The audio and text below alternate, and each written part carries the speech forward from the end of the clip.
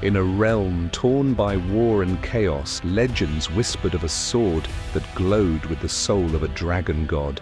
It was said that this sword could summon light to dispel the darkest shadows, but it could only be wielded by one who had faced their deepest fears.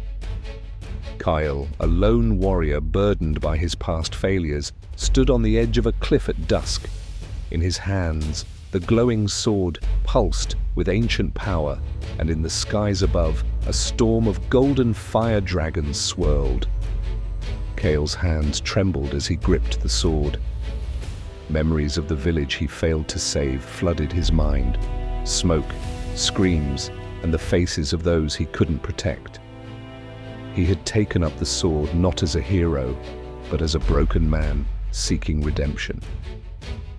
From the swirling storm, golden fire dragons emerged, their roars shaking the heavens. They weren't ordinary dragons, but manifestations of the cursed king's hatred, sent to destroy all who dared to resist. The sword in Kael's hands burned brighter, resonating with the dragon's energy.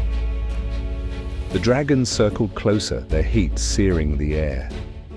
Kael's doubt whispered in his mind, but a voice echoed from the sword, a deep, resonant voice that carried the wisdom of the dragon god. To wield my power, you must forgive yourself, Kael. Only light can banish darkness, and only courage can summon the storm's end. Kael closed his eyes, the weight of his guilt lifting as he accepted his past.